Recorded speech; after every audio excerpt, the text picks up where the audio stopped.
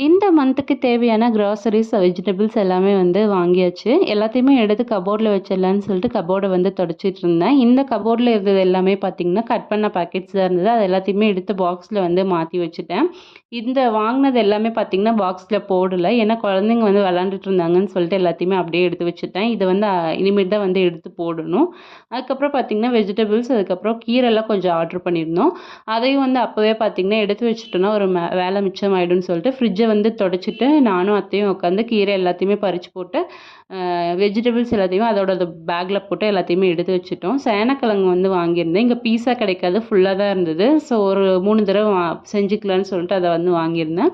குட்டி பாவக்காய் இருந்தது. நல்லா இருந்ததுன்னு சொல்லிட்டு வாங்கியிருந்தேன். ரொம்பவே நல்லா வந்திருந்தது. இதெல்லாம் எடுத்து போட்டுட்டு இருக்கும்போதே பார்த்தீங்கன்னா, பார்சல் வந்துருச்சு. இந்த சின்ன குட்டிக்காக அவங்க அப்பா வந்து தூரி வந்து ஆர்டர் பண்ணியிருந்தாங்க. எப்படி இருக்கு அப்படின்னு சொல்லிட்டு கமெண்ட்ல சொல்லுங்க. அவ நல்லா என்ஜாய் பண்ணி விளாண்டுட்டு இருந்தா.